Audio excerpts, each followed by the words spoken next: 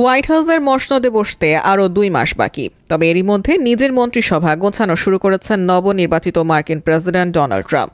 মন্ত্রিসভায় ইসরায়েলপন্থীদের আধিক্য দেখে হতাশ হচ্ছেন অনেকে। সামনের দিনগুলোতে ইরানের ভাগ্যে কি ঘটবে তা নিয়েও শুরু হয়েছে নানা জল্পনা। অবশ্য ইরান নিয়ে ট্রাম্পের পরিকল্পনার কিছু কিছু সামনে আসতে শুরু করেছে। ট্রাম্প আগেরবার প্রেসিডেন্ট থাকাকালে ইরানের সঙ্গে যুক্তরাষ্ট্রের সম্পর্ক তলানিতে গিয়ে ঠেকে। ইরানের সঙ্গে 6 জাতির করা একটি পরমাণু চুক্তি থেকে যুক্তরাষ্ট্রকে একতরফা বের করে আনেন ট্রাম্প। এছাড়া ক্ষমতার পুরোটা সময় নানা নিষেধাজ্ঞা দিয়ে ইরানকে হয়রান করে রেখেছিলেন তিনি।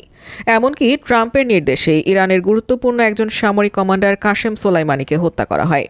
এখন ইরানকে দুর্বল করতে আবারও সর্বোচ্চ চাপ প্রয়োগের নীতি বেছে নেওয়ার প্রস্তুতি নিচ্ছে ট্রাম্প প্রশাসন। উদ্দেশ্য হচ্ছে ইরানের অর্থনীতির কোমর ভেঙে দেওয়া হবে। তাতে করে নিজের প্রক্সিদের আর যেমন সাহায্য করতে পারবে না ইরান, আবার পরমাণু কর্মসূচিও এগিয়ে নিতে পারবে। দ্য ফাইন্যান্সিয়াল টাইমসের বরাতে এমন খবর প্রকাশ করেছে জেরুজালেম পোস্ট।